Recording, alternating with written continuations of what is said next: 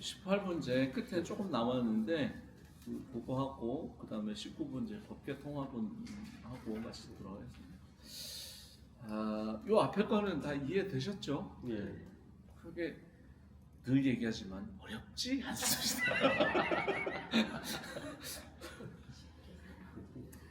불고수벌이 이소국토중 소유중생 약간중심 열애실지 하이고 열애설 재심 계위비심 심양위심 소이자학 수벌이 과거심 불가득 현재심 불가득 미래심 불가득 요 말이 너무 우리에게 익숙하죠. 그래서 먼저 시간 안 했어요. 좀 하이라이트를 좀 남기고 싶었어. 그 덕산 스님 이야기. 예, 맞습니다. 요게 이제 덕산 스님이 선사로 바뀌게 된 결정적인 역할을 했던 내용이죠.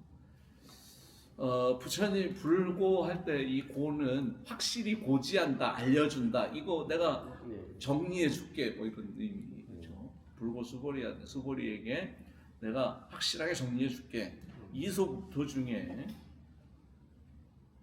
그런 장소의 국토 가운데서 이 말이죠. 그런 장소 지금 여기서 소국토 그러니까 이거는 그 장소의 국토니까 실제 하는 장소겠죠. 실제 하는 장소를 말하는 거죠. 12처의 그 장소를 가상 장소를 말하는 게 아니라 실제 하는 장소를 말하는 거예요. 그러니까 국토 가운데에서 소유 중생 여기서 소유 중생은 건강경 앞에 나왔죠. 그래서 보통 이제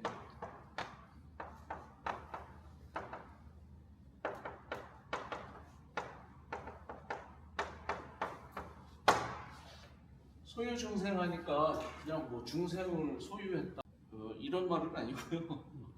줄임말입니다. 소유 뭐가 빠졌냐면 일체가 빠졌어요. 앞에 나옵니다. 금강경 앞에 소유 일체 중생지르 양난생 약탄생 말 나오죠. 그때 여기 일체를 말하는 거예요. 일체를 소유한 중생이라는 뜻이에요. 근데 줄여서 그냥 소유 중생이라고 쓴 거예요.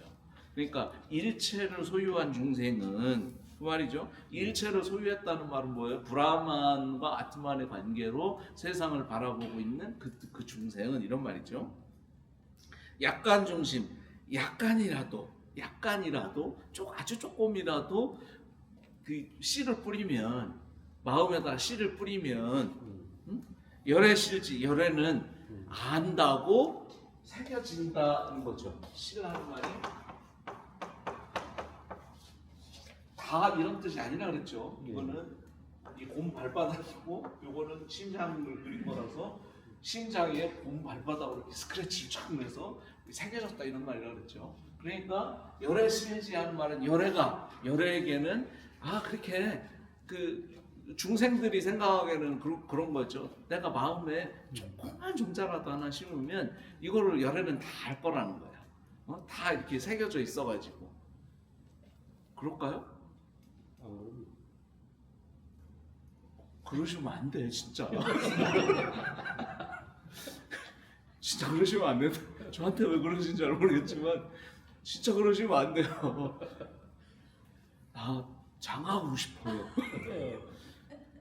그렇게 내가 계속 종자를 심었는데 왜 부처님은 아는 척을 안 하는 거야? 진짜 그러시면 안 된다니까. 열애는 모릅니다. 신이라면 알 수 있겠지만 신과 같은 열애라면 알겠지만 그래서 이제 힌두교인들이 바라보는 부처님은 그렇게 모든 것을 다 알고 새겨질 것이라고. 그러니까 내가 무슨 생각만 해도 그 신들은 다 알 것이라고 생각하겠죠. 열애는 그런 거 몰라요. 진짜 몰라요. 무엇을 알겠어요? 이게 법이고 의와 법이 서로 상대하고 있다고 하는 사실을 알 뿐이지 내가 무슨 생각을 했는지 어떻게 알겠어요? 그런 분은 뭘 물어봐. 뭘 물어보냐고. 물어볼 일이 없지. 다 아는데 그냥 착해도 앤데 말이 안 되잖아요. 아이고 왜 그러냐, 왜 이런 생각을 하냐면 열애설 재심, 열애설 재심, 개입이심, 심형이심, 소이자.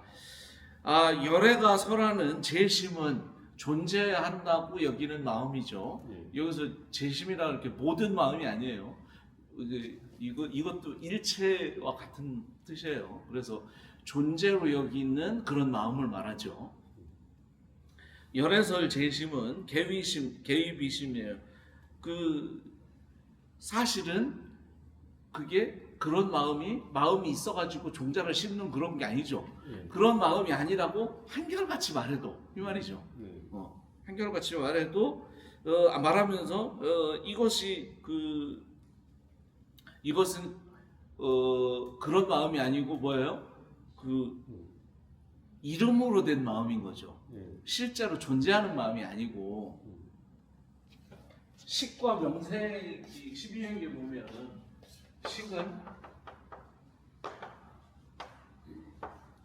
식의 대상이 되는 것은 명색이죠. 그러니까 여기서 마음이 실제로 존재하는 게 아니라 마음은 작용이죠. 그래서 마음이라고 하는 이름을 붙이는 거죠. 그래서 명심이 되겠죠. 그러니까 근데 그런 마음이 실제로 존재하지 않는다고. 그래서 이렇게 얘기해도 또 소이자 그래도 원인자는 있지요. 신이든지 사대든지 뭐 그러지 않겠어요? 이렇게 이제 얘기하는 거예요. 이렇게 얘기한다는 거예요. 그러겠죠. 여러분들이 혹시 지금이야 이제 강의를 듣는 입장이라 그렇지만 여러분들이 혹시 누군가에게 이 불교를 설명한다고 생각해 보세요. 심장 터집니다. 계속 소이자를 물어봐요. 그래서 그거는 뭐예요? 이러면서 계속 물어봐요. 왜냐하면 이 존재의 생각을 버리지 못하기 때문에. 이미 깨달음이라고 하는 것은 존재의 생각이 망상이라고 하는 사실을 깨달은 거예요. 근데 그게 망상인데 그래도 그거 있잖아요. 이렇게 자꾸 물으면은 어떻게 하려는 건지 잘 모르겠어요. 그래서 이 생각에 도달하기 위해서는 그냥 스님 생각도 맞는 것 같고 뭐 그럴 것 같아. 이건 아무런 의미가 없어요. 나에게 더 이상 그 의문이 안 생겨야 돼요. 그러기 위해서는 정말 내가 이 존재의 생각을 완전히 뿌리 뽑기 위해서는 시간과 공간, 아까 얘기했죠. 천안통과 그 다음에 숙명통에 대한 천안명과 숙명명이 완전하게 시간과 공간이라고 하는 것에 대한 완전한 이해가 생기면 존재를 그때는 안 묻게 돼요.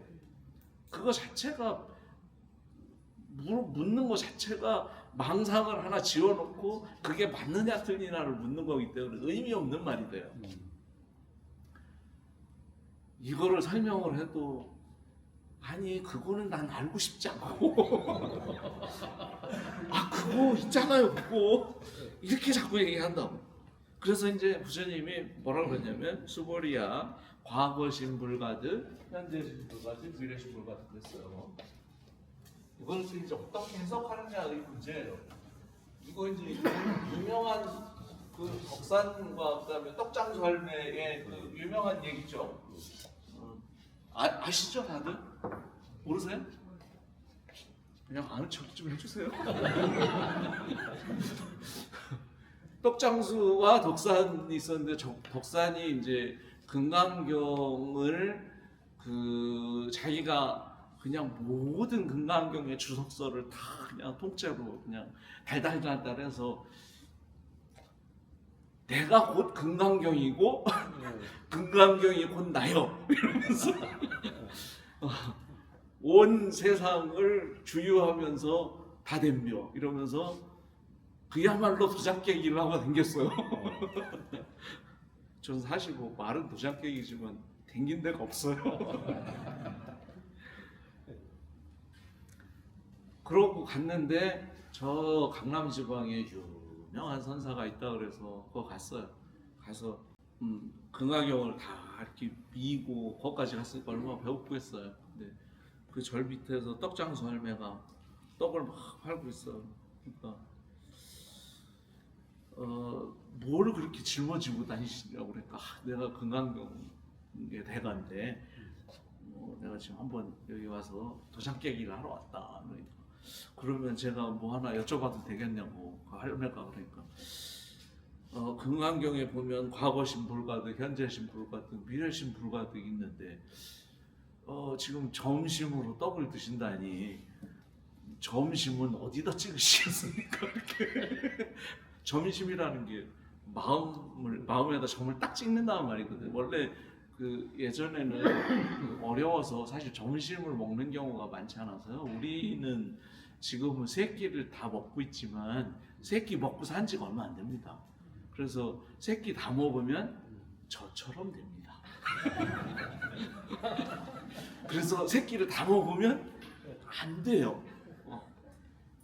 그래서 그냥 안 먹을 수 없어서 그냥 살짝 먹는 거, 이게 그래서 전반 살짝 찍는 거, 그래서 이거 점심이라 그래요.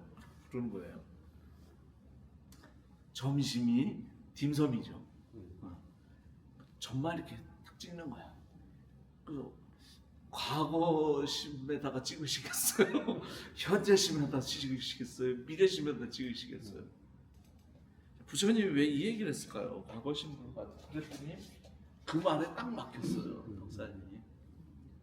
그래서 금강경을 다 불태우고 선사로 그 다음부터는 몽둥이 들고 때리기 시작했어요.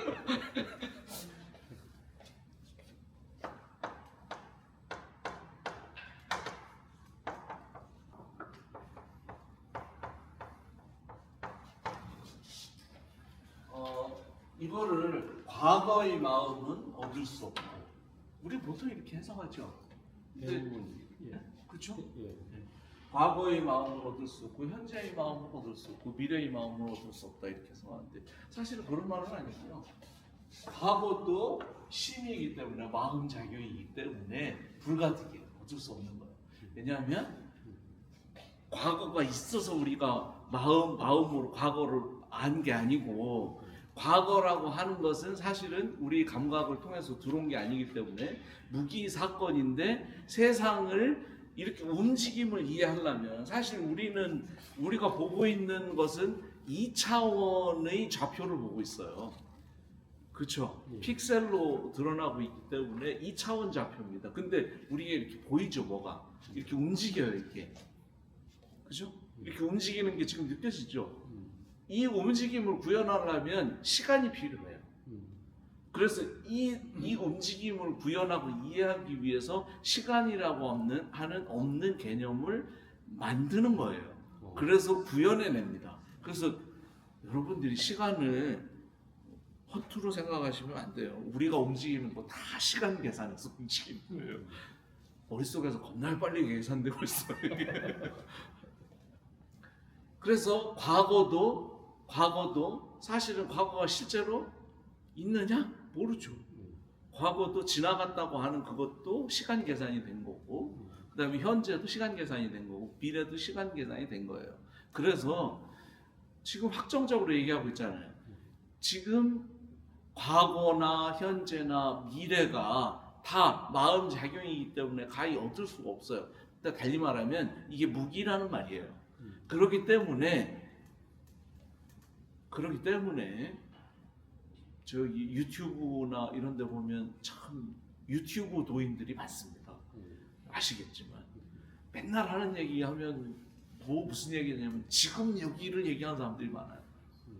지금 여기가 뭐예요? 마음이기 때문에 가히 얻을 수가 없다고. 우리는 마치 그런 생각이 들어요. 과거는 이미 지나갔고 미래는 오지 않았기 때문에 현재만 살고 있다는 생각을 갖게 돼요. 이건 존재의 생각을 버리지 못하기 때문에 그 생각에서 떠나지 못하는 거예요. 그래서 이거 지금 여기 한 사람들 다 뭐예요? 부처님이 이미 다 금강경에서 아니라 그랬잖아. 금강경에서만 그랬냐?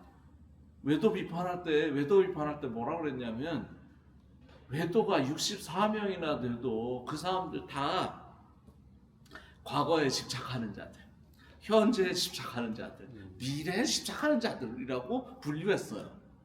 즉 다시 말하면 시간을 실제하는 것으로 여기고 있다는 말은 존재로 보고 있다는 뜻이에요. 존재가 계산된 존재인 거지 실제로 존재하는 게 아니죠. 우리에게 드러나고 있는 것은 존재가 아니라 법으로 드러나고 있어요. 그래서 법이라는 생각이 아니라 존재로 보고 있다면 그는 이미 자기 생각엔 꽤 그럴듯해 보이지만 사실 그렇지 않은 거죠. 우리는 인과라고 하는 생각이 시간하고 또 무슨 관계가 있어? 뭐 이렇게 생각하겠죠. 이 시간이라는 생각 때문에 인과라는 생각을 피할 수가 없어요.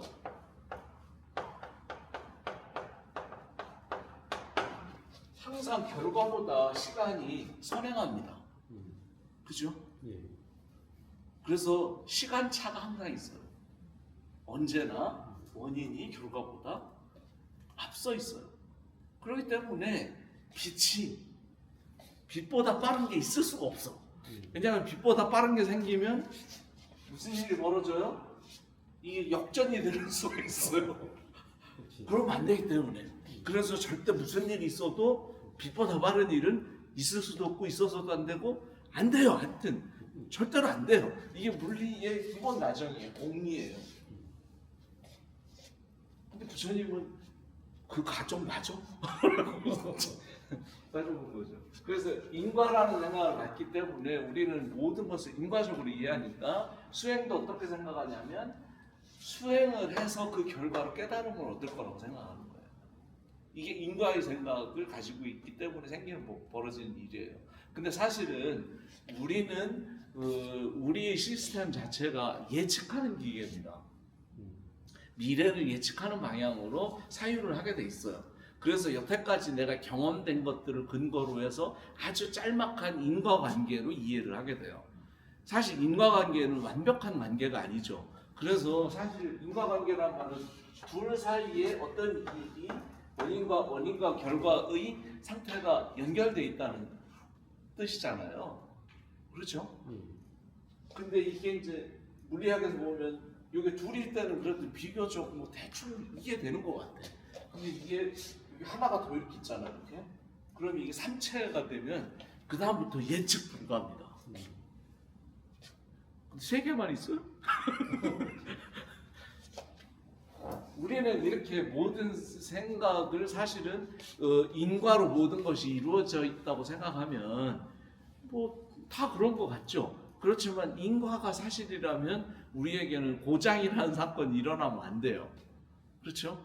근데 고장이 일어났다는 말은 예측하지 못한 일들이 벌어지고 있다는 말이고 전부 다 파악하지 못했다는 말이기도 해요. 그래서 우리는 사실은 원인 때문에 결과가 이루어진다고 생각하지만 사실은 우리는 수많은 경험을 통해서 결과를 보고 이 원인을 추정해 오는 방식을 계속 썼어요. 근데 이거를 그렇게 원인이 이것일 거라고 추정해 오는 방식이 쌓인 그 경험이 우리를 인과의 생각으로 몰죠.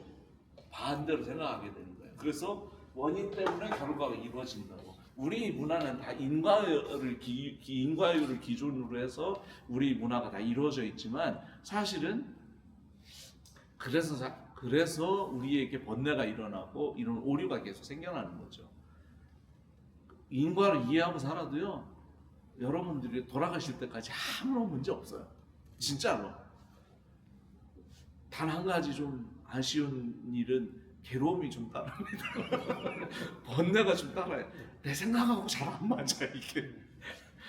그래서 부처님이 보니까 이 인과의 생각은 어디에서 비롯됐어요? 시간이라고 하는 과거, 현재, 미래라고 하는 이 시간의 생각에서 존재라는 생각도 있었고 존재하기 때문에 이 존재가 움직임을 구현하기 위해서는 과거, 현재, 미래라고 하는 3세의 개념으로 이해하지 않으면 우리는 움직임을 이해할 수 없어요. 그래서 이제 승조 스님이 구마라지 스님의 제자 중에 일찍 돌아가신 굉장히 똑똑하신 분이 계세요. 여러분들 제가 단언하건대요. 똑똑하지 마세요. 일찍 죽습니다. 그 조론슨 네.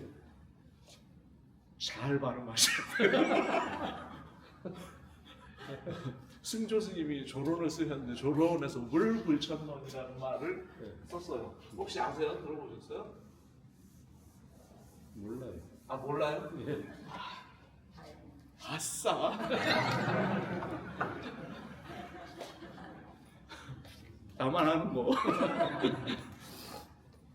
승조 스님이 무슨 얘기를 했냐면 물건은 절대 움직이지 않는다 이런 말을 하셨어요. 그게 이제 유명한 물불천론이에요. 물건은 안 움직여요. 우리는 물건이 움직인다고 생각하잖아요. 사실 물건이 움직이는 게 아니라 법이 움직임으로 표현되고 있죠.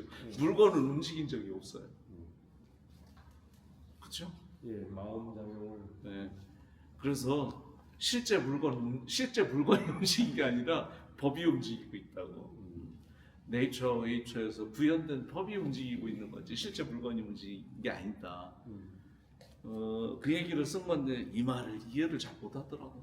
그래서 그거를 번역하는 거 보면은 진짜 엉터리도 엄청나게 많은데요. 그것도 엄청나게 유명한 그 학자분이 쓰신 건데 참 가슴 아프긴 한데 그걸 언제 나중에 강의할 일이 있을지 잘 모르겠어요.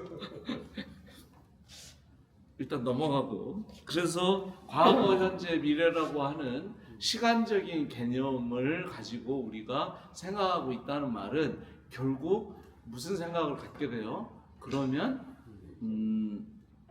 숙명통을 얻겠다는 생각을 갖겠죠. 근데 숙명명이 생기면 그런 생각을 안 하겠죠. 예. 그래서 과거, 현재, 미래는 과거도 마음 작용이기 때문에 불가능이고 현재도 마음 작용이기 때문에 불가능이고 미래도 마음 작용이기 때문에 불가능이에요. 그러니까 결국 분명하게 여기서 응강에서 말하고 있듯이 이 사실을 알면 존재한다는 생각이 사라지겠죠. 예. 그러면 생각보다 번뇌가 가볍습니다. 번뇌가 가벼워요. 그동안은 막 그게 뭘 힘들고 나를 짓누르고 했던 문제들이 사실은 존재한다고 생각했기 때문에 그 존재에는 존재의 특성이 있다고 생각하는 거죠. 그러니까 그래서 사실 괴롭죠. 근데 괴로움의 문제는 실제로 보면 인간관계에서 벌어지는 괴로움이 제일 큽니다. 그렇죠? 예. 나에게 기쁨을 주는 사람도 내 가족이지만요, 나에게 가장 그 잔인하게 구는 사람도 내 가족입니다. 아시죠? 모르세요? 안 대응해봤으면 말을 마세요.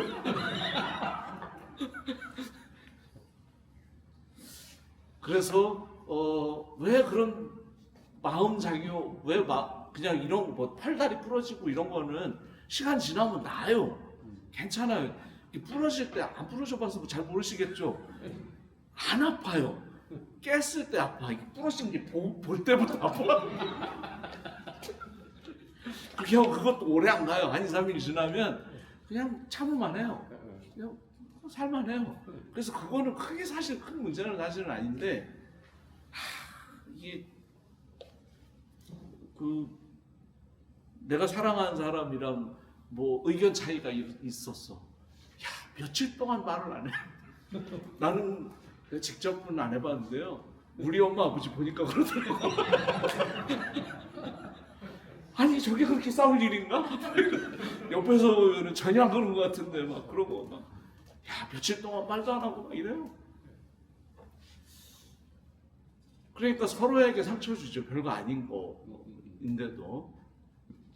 근데 사실은 상처 받을 일이 아니라 나는 상대방을 내가 생각하는 존재로 이해하고 있었기 때문에 그 존재가 내가 생각한 것과 다르니까 항상 문제가 생기는 거잖아요. 근데 사실은 그런 존재가 없어요. 과거심 불가능, 현재심 불가능, 미래심 불가능이라 그런 존재가 없기 때문에 내가 생각하는 이 생각이 만들어진 것도 나의 경험 때문에 이 생각과 나의 정체성이 계속 갱신되고 있었고 상대방도 그 생각으로 계속 갱신되고 있었잖아요. 그렇기 때문에 근데 안 죽었어. 문제 있었으면 가셨어야 되는데 저렇게 살아도 별 문제가 없고 나처럼 살아도 별 문제 없는 거예요. 세상 사람들 다 장가 가서 산다고 그게 좋다고 여기지만 흥분해가지고 막 말도 안 나오네. 나처럼 그냥 이렇게 살아도 별 문제 없어요. 괜찮아요. 살만해요. 그래서 사실은 내가 상대방에 대해서 내 생각하고 다르다고 내가 시비를 걸고 있을 뿐이지 사실은 아무런 문제 없어요. 아무런 문제 없기 때문에 법이라고 하는 사실을 알고 과거, 현재, 미래가 마음 작용 때문에 벌어지고 있다는 사실을 이해하면 이게 오해의 모드에서 이해의 모드로 갑니다. 그래서 기억하세요. 5 빼기 3은 2예요. 3만 빼면 돼요. 3만 빼세요. 많이도 필요 없어요. 3개. 3만 빼면 5회에서 2회로 갑니다. 그러면은 탐진치가 사라져요. 그래서 고민 안 하셔도 된다. 그래서 부처님이 지금 그 얘기를 하는 거죠. 중생들은 이렇게 과거, 현재, 미래를 실제로 존재한다고 생각하니까 존재한다고 생각하고 억겁의 시간 동안에 존재했다고 생각하죠. 그러니까 무슨 생각도 일으켰어요? 신이 세상을 만들었다는 생각을 했고 그 신이 만들었다는 생각도 사실은 없는 시간을 계산해 냈기 때문에 시작이 없어요. 그렇죠? 과거에 계속 가도 그것은 무한이고 미래도 가도 무한이에요. 근데 근데 왜 과거만 태초가 있냐고 말이 안 되잖아요. 그래서 이거는 머릿속에서 만들어낸 계산이기 때문에 확인이 안 되는 거예요. 그럴 때 우리는 과학계에서도 늘 하는 게 있어요. 잘 이해 안 되잖아요. 그러면 이름을 하나 붙여요. 그러고 나면 그 다음부터는 질문이 싹 사라집니다. 그래서 애들도 보면 그러지 않아요? 안 키워봐서 잘 모르는데요. 사실은 뒤에서 좀 키우긴 했어요. 안 키워봐서 잘 모르는데 애들이 막 어려서부터 막 질문을 하죠. 이건 뭐야? 저건 뭐야? 그래서 뭐 저거 막 하는데 나중에 얘네들이 그거 차야. 차라는 그 단어를 내가 받아들이는 순간 이름을 이름을 받아들이는 순간 질문을 멈춥니다. 그렇죠? 아버지 막 이러다가 그 아버지에 안 끝나. 그러니까 거기다가 이름을 하나 딱 붙여요. 태초의 아버지가 최초의 아버지가 있다.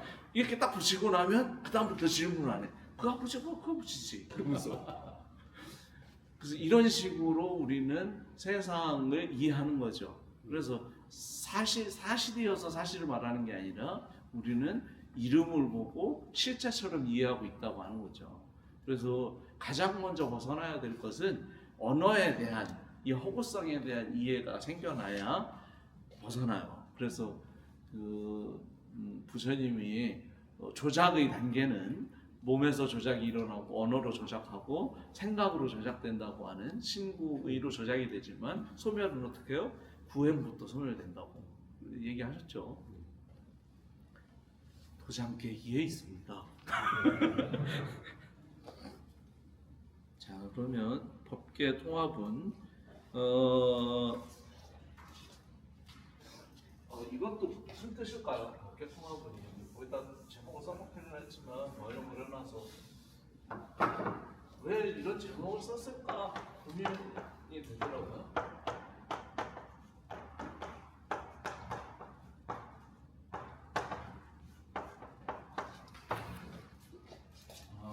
법계는 다르마 다투죠. 다르마 다투예요.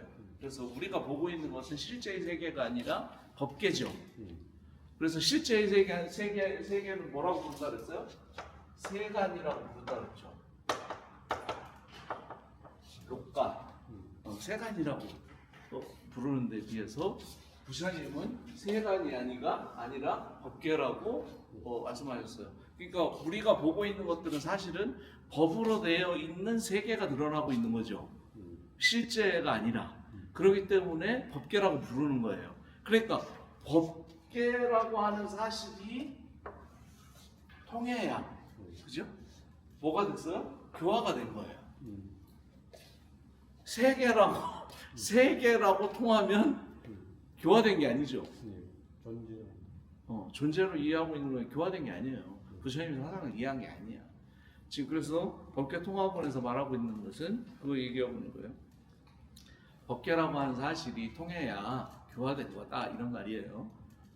그래서 수보리야 어이무나 약유인 13,000대천 세계 7보 이용보시 시인 이시 2년 득법다부 이렇게 했어요. 수보리야 의근이 만호가 어떻다고 말했는데도 만약 어떤 사람이 3,000대천 세계 가득한 7보를 써서 보시한다면 이러한 원인으로서 연기하는 것보다 복을 얻는 게 더 대단하다고 하지 않겠는가 이렇게 묻는 거죠. 그러니까 여기서 이제 20년이라는 말을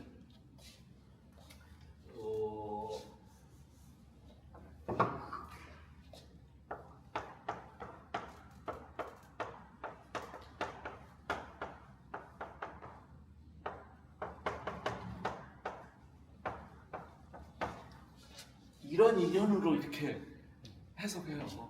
근데 이런 인연이다 이렇게 말하면 무슨 생각이 드냐면 이렇게 만난 것도 500생의 인연인데 이런 생각 드시죠?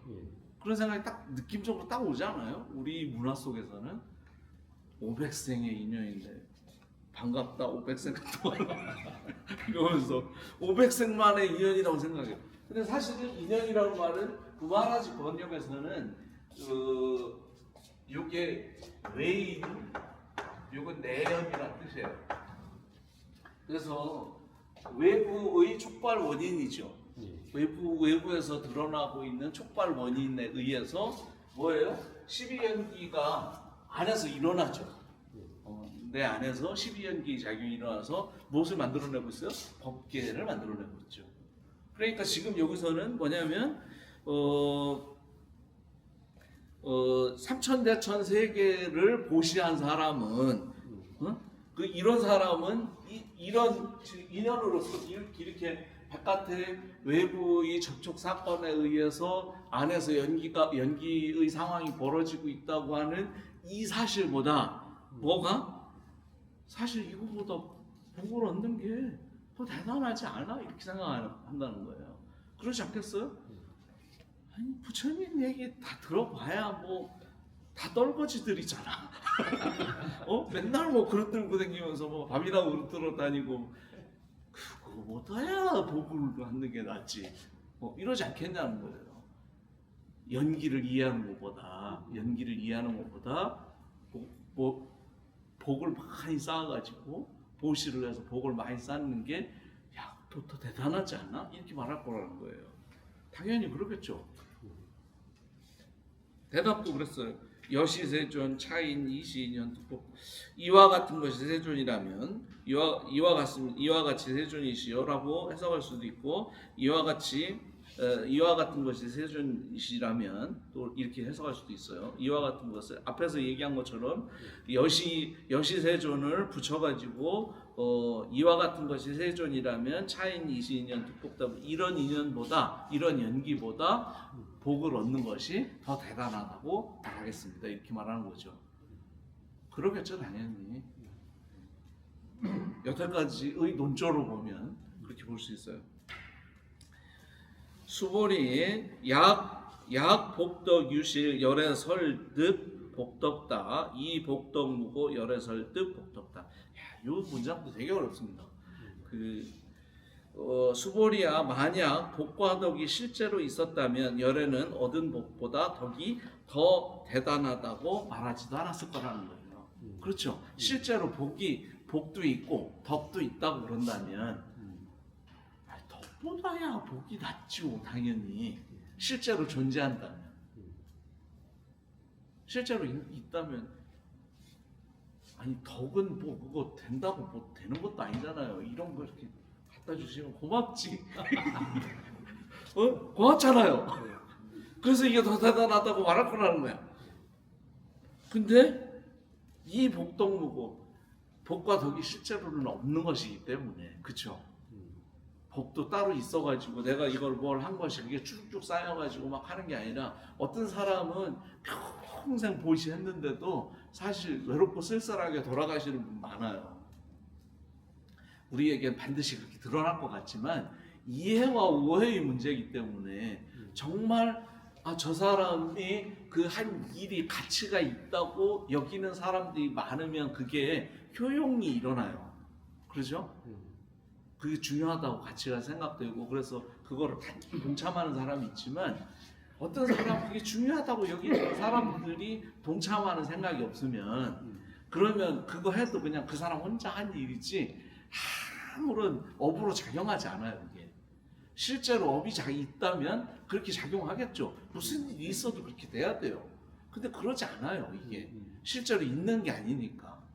그래서 복과 덕이 실제로 존재하는 게 아니기 때문에 그렇기 때문에 뭐가 더 중요해요? 덕이 더 중요하다고. 덕이 성취되면 열반이 성취되기 때문에 안 싸워요. 아까 얘기한 것처럼 그 별거 아닌 거 가지고 막 얼굴 붉히고 죽이니 살리니 뭐 이런 얘기 안 한다고.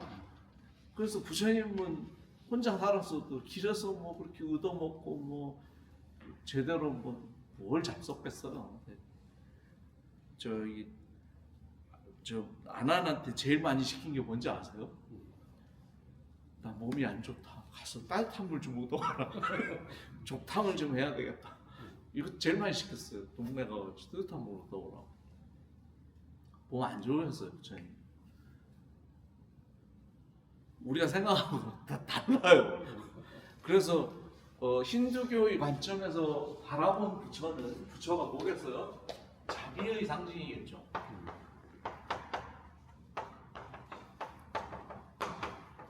부처라면 중생이 원하는 걸 다 들어줘야지. 삼아승치고 복을 닦았으니까 그거로 규를 원해? 자, 이러겠지. 근데 부처님은 얻어먹었다니까. 그럴 수가 없어요. 그래서 부처님의 상징은 뭐예요? 지혜가 상징이죠. 불교의 상징은 지혜입니다. 깨달음이 불교의 가치예요. 힌두교의 관점에서는 자비가 가치가 되겠죠. 근데 이거를 자비의 가치로 여긴다면 힌두교의 관점에서는 복을 막 나눠주는 것이 자비라고 한다면 부처님이 지혜의 상징으로서의 자비를 말한다면 어떻게 말하겠어요? 깨닫고 난 이후에 요즘 보니까 그거 하던데 뭐 서양 사람들이 명상을 콘텐츠로 해가지고 돈을 벌더라고요. 이것들이 그건 자비가 아니죠. 수익형 사업인 거죠. 명상을 통한 수익형 사업이에요. 부처님은 이걸 수익형 사업으로 안 했어요. 라이센스가 없어. 돈을 안 받았어. 무료야. 그것도 방문 서비스를 해서 가르쳤어요. 계세요? 이러면서 방문 서비스를 했어요. 근데 우리는 와서 돈을 회비를 내세요. 그러면서 더군다나 부처님 제자가 돼가지고 그러면 안 되겠죠. 그래서 여기는 회비가 없어요. 아시죠? 제가 회비를 받는 순간 저도 장사를 시작할 거. 그래서 그러고 싶은 생각이 1도 없고요. 만약에 한다면 그런 건 하고 싶어요. 이렇게 해서 정말 내가 내 일생이 정말 행복해졌다. 여태까지 살던 방식과 좀 삶의 질이 달라졌어. 그러면 이 행복을 다른 사람들도 할 수 있도록 내가 그 사람들을 위해서 서비스를 하는 그런 것들을 다음 사람을 위해서 그런 걸 미리 내라고 그러죠. 미리 내셔가지고 다음 사람을 위해서 하고 자체적으로 움직일 수 있으면 그거는 바람직하지만 내가 그거를 해가지고 돈을 벌어서 생각보다 돈이 많아요. 생각보다 돈이 많아요. 돈 하나도 안 주셔도 괜찮습니다. 귤이면 돼. 자, 여기까지. 혹시 질문 있으신가요?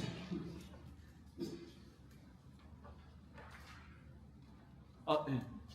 저 마이크.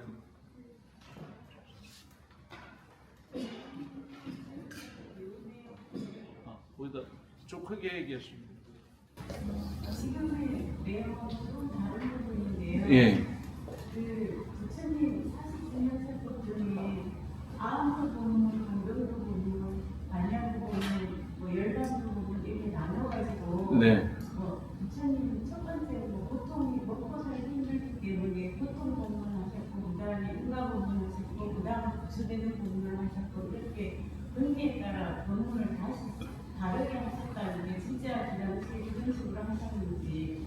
아, 그거를 이제 교판설이라고 그러는데요.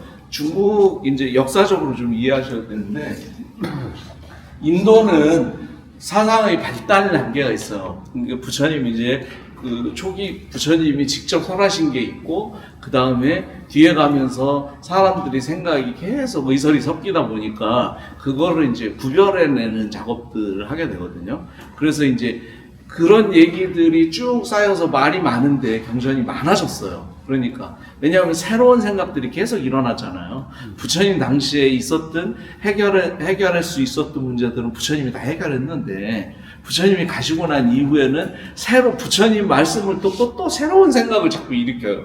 그래서 예를 들면 우리가 여기 아까 얘기한 건강에 보면 아상, 인상, 중생상, 수자상 할 때 인상이 보트카라상이에요. 그걸 이제 보드갈라라고 부르는 거예요. 이거 불교에서 나온 생각이에요.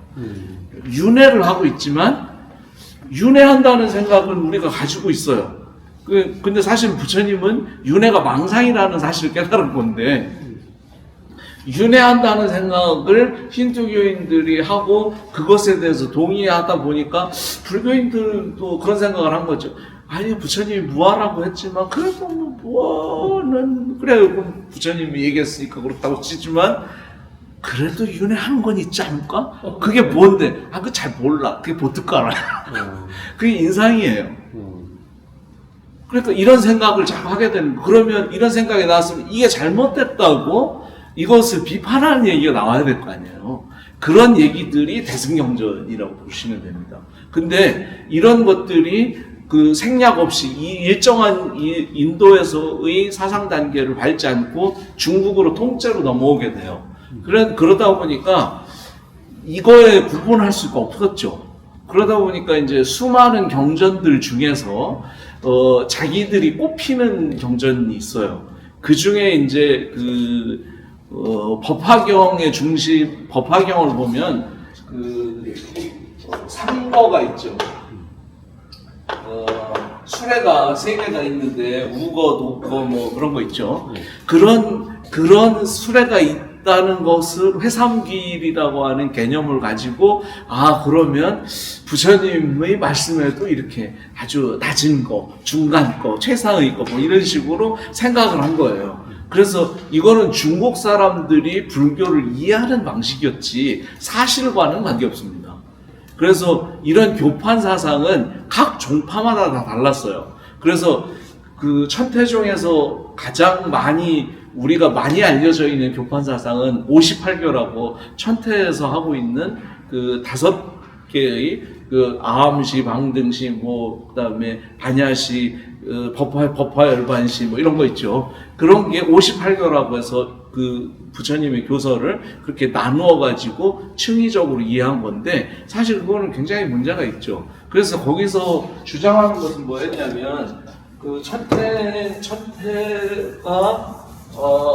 주장했던 교설 중에 수행을 뭐로 뽑았냐면 지와 관으로 뽑았어요.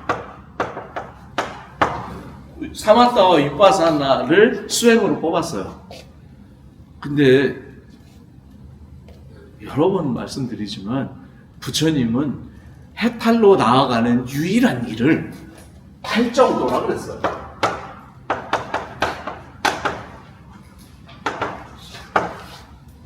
지관이라고 그런 게 아니고, 사람들은 근데 이거를 또 뭐라 그러냐면 팔정도에 정정이 있잖아요.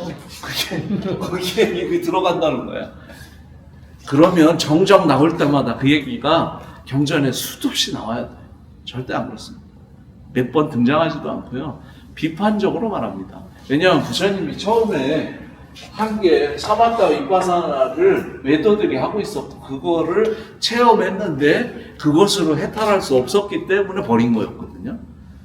근데 버린 거를 자기 제자들한테 가르쳤을 리가 없잖아요. 근데 중국 사람들한테는 이런 전통이 없었어요. 그러니까 저런 게 수행처럼 느껴졌던 거예요. 그러니까 중국 교학에서는 당연히 지관이 수행의 표본으로 여겨졌던 거죠. 팔정도는 어디 갔는지 없고. 그래서 이런 생각들을 가지고 중국 교학이 이루어졌는데 이거를 선사들이 보니까 저 말이 안 되는 거예요. 이게 선사들도 경전을 봤는데 선사들이 보니까 이게 말이 안 돼. 그래서 사교 입선을 하라고 말한 거예요. 교를 버리고 선을 하라고. 선이라고 하는 게 사유라는 뜻이에요. 선이라는 말이 사유라는 뜻이라고. 고요히 앉아서 사유하는 것. 이게 선이에요. 그러니까 깨달음은 사유를 해야 얻어지는 것이지 가만히 앉아 있거나 뭘 쳐다본다고 해서 깨달음이 얻어지는 게 아니라는 거예요. 상식적으로 그러지 않겠어요? 뭘 알려면 생각을 해야지. 우리는 무슨 생각을 하냐면 앉아 있는데 저 있다 보면은 생각이 가스를 잠궜나? 내가 불을 좀 닫았나? 뭐 이런 생각이 싹 들어요. 그러면 내가 망상 떨고 있다고 막 생각하면서 나는 수행이 안 돼요. 이래서 내가 뭐 안 되는 인간인가 봐. 막 이러면서 막 자책을 하고 무념무상의 경지를 가져야 된다고 그러는데 아니 얘는 진짜 무념무상이에요. 그렇지 않아요? 차라리 여기다 적으래. 그렇게 해서 깨달음이 얻어지는 게 아니에요. 깨달음은 사유를 해야 돼요. 바른 견해로 바르게 사유를 할 때 깨달음으로 갖고 진리를 이해할 수 있어요. 부처님이 사유하지 않았다면 깨달음은 있을 수 없어요. 그래서 자기 자신이 어떻게 해탈하는지에 대해서 낱낱이 설명하고 있는 게 팔정도예요. 팔정도를 읽었는데 이게 수행으로 안 느껴진다. 그러면 수행을 하지 말아야지. 수행을 모르는데 뭘 길을 가요. 내가 길도 모르면서 가다 보면 나올게요. 나오긴 합니다. 이상한 데가. 제가 그 짓을 오랫동안 했는데요.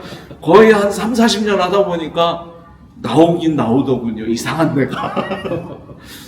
아무런 의미 없습니다. 그래서 58교가 옛날에는 우리가 이제 그 중국의 교학으로 어차피 뭐 불교를 그렇게밖에 이해할 수 없었고 우리 역시도 대장경을 사실 읽지 못하죠. 그러니까 제가 저 동대 처음 들어갔을 때 제일 부러웠던 게 그거였어요.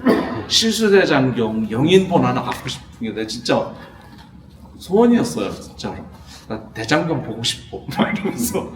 근데 물론 도서관에서 가면 볼 수는 있지만 마음대로 내가 뭐 내 시간을 내서 할 수 있는 상황이 아니었고 그러니까 사실 제대로 대장경을 볼 수 있는 여건도 안 되고 근데 그거 뭐 그때 당시에 영인본 값이 한 50만 원 정도 했던 것 같아요. 근데 제 한학기 등록금이 17만 원이었으니까 감히 뭐 상상을 못하는 금액이어가지고 못했는데 어쨌든 영인본 진본도 아니고 영인본 하나 얻는 것도 힘들었는데 그걸 다 읽는다고 생각해 보세요.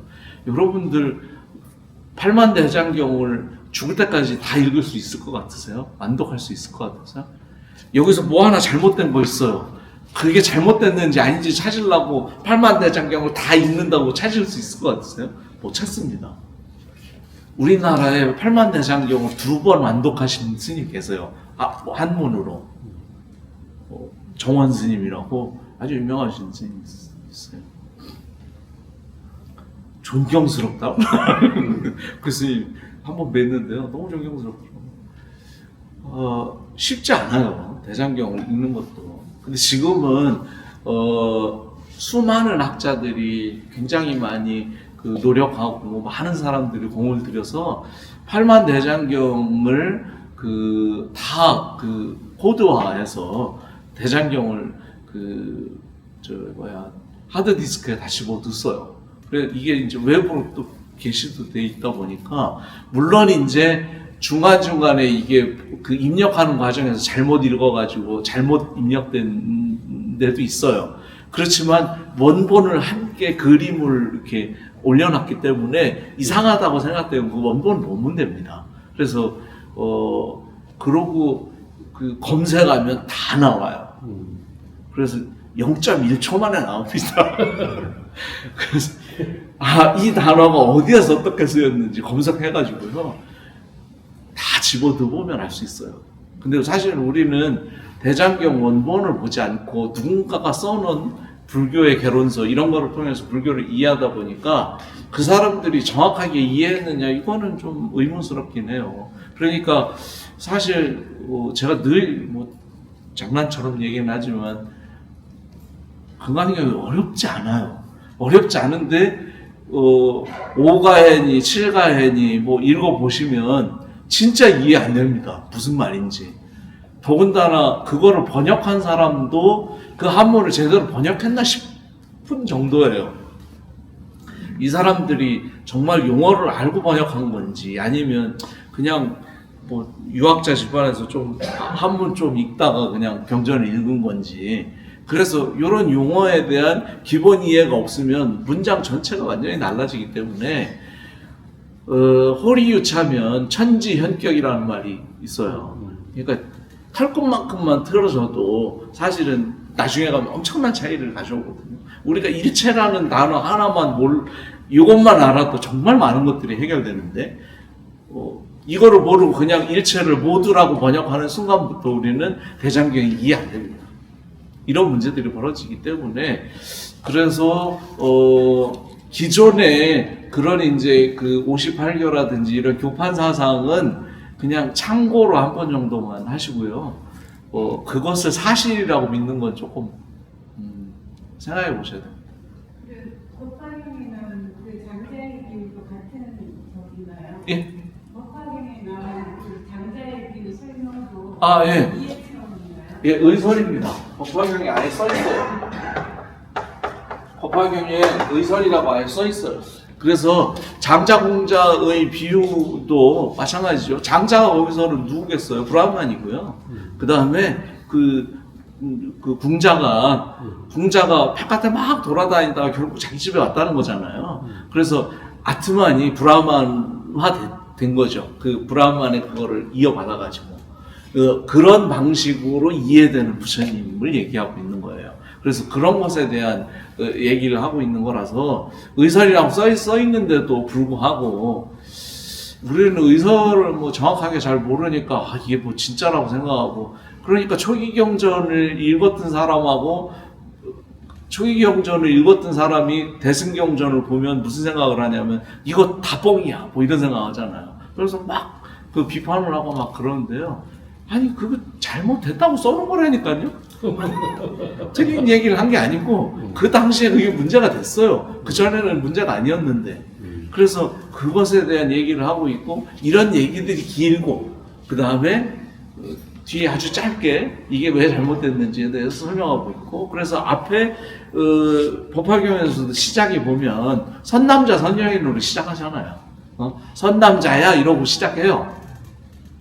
선남자란 말이 브라만 가문의 남자라는 뜻인데 이거를 선남자야로 읽을 것인지 선남자 는으로 읽을 것인지에 따라서 의미가 달라지기 때문에 선남자야라고 부를 이유가 1도 없죠. 왜냐하면 부처님은 부처님 제자를 부를 때 잘 배운 비구라든지 아니면 제가 신자를 부를 때는 우바세 우바이라고 부르니까 그쵸? 근데 청신사 청신녀 이렇게 부르면 그것도 그 힌두교적인 관점에서 몰라 다 필요 없고 나는 순수한 믿음으로 믿을 거야. 이게 청신사예요. 우바세 우바이하고 개념이 다른 거예요. 용어가 다르면 다르다고 생각해야 되는데 우리는 그게 아니라 경전에 나와 있으니까 이거 부처님 말씀일 거라고 굳게 믿고 그 신념이 바뀌지 않는 거죠. 그래서 경전을 읽어도 안 보입니다. 진짜로. 그래서 그런 일이 벌어졌기 때문에 제가 그런 게 좀 안타까워서 사실은 뭐 제가 경전을 다 번역할 수도 없는 거고요. 되지도 않을 거고. 그래서 스스로 경전을 어떻게 하면 읽게 할까라는 고민에서 그 한 강의가 이 어원을 본 불교였고, 그거를 정리한 책이 그 도장깨이기 때문에 그 책을 여러 번 읽고 나면 여기 금강경에 있는 정도의 한문을 읽을 정도면 대장경의 논서는 못 읽습니다. 논서는 못 읽는데 부처님 경전은 어려운 글자가 없어요. 왜냐하면 번역할 때 어려운 글자 안 썼어요. 그래서 어려운 글자가 없기 때문에 이 금강경에 있는 정도의 그 한자를 읽을 수 있을 정도이고, 제가 얘기한 기본적인 용어만 이해하면 경전이 그때부터 읽어질 겁니다. 그래서 스스로 읽고 확인하시라고 한 겁니다. 제가 뭐 다 하면 좋겠지만 제가 번역해도 여기서 아 했는데 저쪽 가서 하고 있어요. 그래서 좀 어렵습니다. 대답이 됐나? 네. 환경 부분에 아까 잠깐 얘기 들었는데 환경 외교들을 비판한 내용들이 많다고 했는데 네. 환경에서 보면 천재분자가 외교 차별하는 부분이 있잖아요. 네. 그래서 그 부분에서 그 외교들한테도 배울 게 있다 분별하지 마라 이렇게 이해했는데 그 부분도 그게 이제 나중에 미륵보살한테 가면 그 일탄지에 다 잊어버리잖아요. 그게 이제 대승경전에 이렇게 상징적으로 또 그다음에 그 비유적으로 말하기 때문에 그거 아무리 열심히 하고 다 해봐도 다 쓸데없는 짓이 한 방에 날아간다 이거예요. 그러니까 그 한 방에 날아갈 걸 그 짓을 그 돌아다니면서 할 필요가 뭐가 있냐는 거예요. 우리가 이제 경전에 또 하나 알아야 될 단어가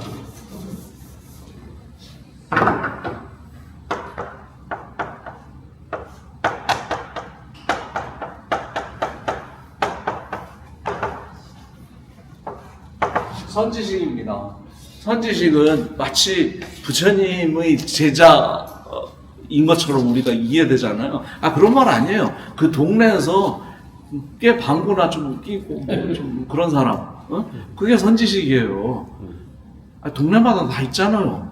좀 우리 동네 어르신한테 뭐 좀 한 수 배우러 그런 거 다 배우면 다 그럴듯 하잖아요. 근데 결국 뭐에 걸려요? 과거 신불가득, 현재 신불가득, 미래 신불가득에 걸려요. 그렇기 때문에 아무리 훌륭한 것도 요거 한 방에 끝나가는 거예요. 그래서 비유적으로 말하고 있죠. 53 선지식을 결국 다 돌아도 부처님의 가르침 앞에서는 아무런 의미가 없고, 왜 상정유경이라고 있잖아요. 코끼리 발자국 속에는 다른 동물들의 발자국이 다 그 속에 들어간다고. 그런 얘기를 스토리화하면 화엄경이 됩니다. 그리고 모든 경의 스토리는 다 암경이 있어요. 그러면 예를 들어 저 같은 경우에 예를 들어 한 4년 전에 이제 프리뷰를 알아가지고 나는 해서 이제 그 사업센터 스타일로 이제 공부를 지금 해 왔단 말이에요. 근데 한 달 전에 스님 말씀을 듣고 수행 방향을 쉽게 잃어버린 상태예요, 제가. 네. 그래서 이제 봤는데, 그럼 구체적으로 지금 하면은 아까 잠깐 말씀하셨지만은 도장깨기를 계속 읽어가지고 정견을 확립하는 걸 먼저 해야 되는 거 아닌가요? 당연한 얘기죠. 왜냐하면 우리가 수행을 하려고 어디를 목표 지점이 있어서 가려면 당연히 우리는 지도 읽는 법을 가지고 가야 됩니다. 그래야 빨리 갈 수 있어요. 먼저 출발하는 게 중요한 게 아니더라고요. 저 굉장히 일찍 출발했어요. 근데 딴 데가 있더라고요. 그래서 대부분 사실은 우리는 그 이제 남방 불교의 가장 큰 문제점은 뭐냐면 청정도론을 근거로 해서 수행한다는 거예요. 그건 부처님의 말씀이 아니라 그거는 누군가의 생각이죠. 그래서 그 논서에 입각한 거고, 논서는 그냥 참고용이지 사실은 부처님 말씀이 제일 중요하죠. 그래서 부처님 경전을 직접 읽고 그 다음에 그게 사실인지 아닌지 스스로 확인해야 되는데요. 근데 그러지 않고 그냥 청정도론만 읽어요. 남방불교 가면. 그리고 잘 한번 생각해 보세요. 12연기를 부처님이 가르칠 때 무명이 멸해야 뭐가 멸해요? 생로병사가 사라지죠. 그죠? 그럼 우리가 지금 번뇌를 일으키고 있는 그 일들은 무명이 사라져야 돼요. 근데 이거를 삼세양중인과로 보면 무명이 어디가 있어요? 전생애가 있습니다. 그렇죠? 무명이 전생애가 있어요. 그럼 무명을 없앨 수 있어요? 없어요. 못 없어요. 전생에 가실 수 있는 분이 있으시면 못 없어요. 그럼 부처님도 전생에 안 갔어. 그러면 전생에 가서 없앤 게 아니잖아요. 그래서 제가 왜 그러냐면 사성제 보면은 두 번째가 집정제지 않습니까? 네. 집정제 원인이 가래라고 하니까 그 가래를 없애는 방법이 뭐 파악 방법이 있고 뭐 그게 의설이라고. 이렇게 돼 있는데 그게 의설이라고. 의설이 아닙니까? 네, 그게 의설이라고. 왜냐하면 집성제가 집이라는 말이 고집멸도 할 때 집이라는 말이 집기한다는 말이거든요. 네? 모여가지고 사건이 일어난다는 말이지. 가래 때문에 라고 말하면 뭐에 걸렸어요? 인과에 걸렸죠. 가래 때문에 그게 일어났다. 그럼 가래 때문에 그렇다는 자체 그 정 자체가 의설이라는 말. 그렇죠. 한역 경전은 이게 의설로 나옵니다. 그걸 확인하려면 어떻게 의사들이라는 도장 깨기를 도장 깨기는 제가 읽어가지고 거의 이제 이해가 됐습니다. 됐으니까 여기까지 왔겠죠. 근데 그거를 계속 읽다가 그 개념이 확립되고 나면 그래서 제가 뒤에 그 예시된 그 경전을 들었잖아요. 그러니까 그 전문을 실어놓은 이유도 이런 식으로 해석해서 보시라고 그거를 샘플로 한 거예요. 그거 안 써도 상관없는데 쟤는 꼭 지 얘기만 하고 다 남들 한 거 다 아니래 뭐 이렇게 얘기하니까 그것에 대한 것들을 좀 잠시할 목적도 있고 그래서 그거 해놓은 거니까 그거를 여러 번 직접 한번 번역을 해보세요. 이게 그 책 뒤에 나오는 예, 경전 있으니까 그걸 직접 번역해보고 이게 내가 익숙해지면 그 어떻게 번역하는지가 익숙해지면 경전을 보면 보여요. 그렇게 하고 이제 심지어는 이제 한역 경전도 보이지만 그 니까야를 봐도 이거는 원래 이런 내용이었는데 잘못 번역됐겠구나 하는 게 보여요. 희한하게. 저만 그런 게 아니라 다른 사람들도 그러더라고요. 그래서 이제 보여요, 경전이. 그래서 스스로 읽으시고 그러면 이게 제가 분명하게 말씀드릴 수 있는 건 오래 걸리지 않습니다. 이거 이해되고 나면 그거 확립하고 뭐 이거 이해하는데 생각할 게 그렇게 많지 않아요. 생각할 게 진짜 많지 않기 때문에 빨리 끝낼 수 있고요. 아니 빨리 끝내고 밥 먹으러 가야지. 혹시 다른 분 질문 있으세요? 네. 밥 먹으러 가야 되는데. 네. 네. 하나 말씀하실 때 일찍다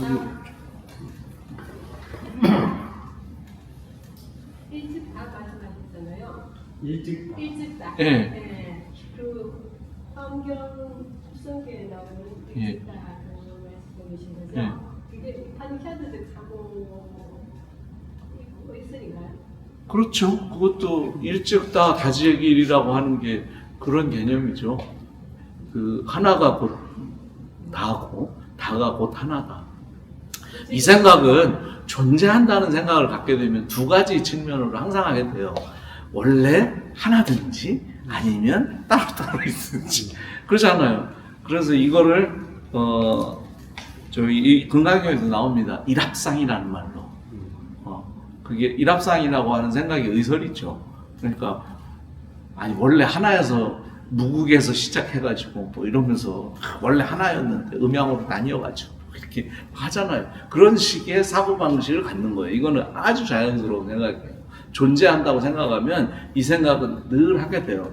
근데 부처님은 그 존재가 사실이야? 이거를 묻고 있는 것이라서 이게 층위 자체가 다른 거죠. 근데 그거를 묻게 되면 무엇부터 하게 돼서 존재한다고 하는 가정 위에 시작하는 거죠. 이거는 그냥 공리야, 묻지 마. 이 말이거든요. 왜 거기서부터 시작하면 불교가 1도 이해가 안 됩니다. 그래서 이제 화엄교 밖에서도 보면 이렇게 막 이렇게 돼 있잖아요. 왜 그렇게 써요? 제가 문장을 어떻게 써요? 이렇게 쓰잖아요. 그러면 이렇게 쓰면 이렇게 써야지. 왜 그렇게 썼겠어요?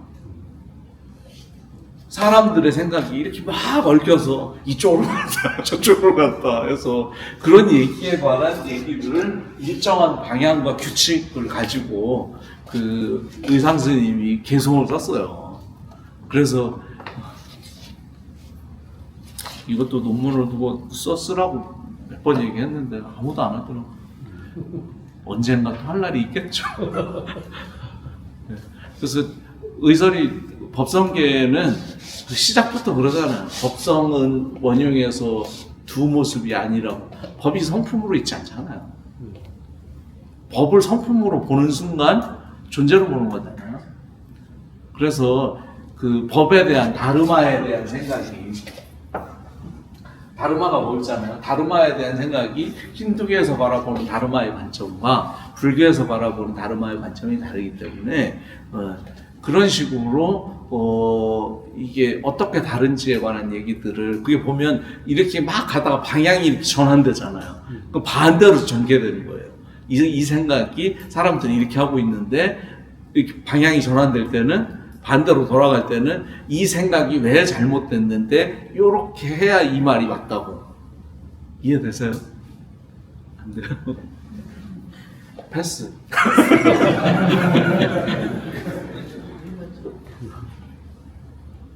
질문 다 됐습니까? 밥 먹으러 갑시다. 수고하셨습니다.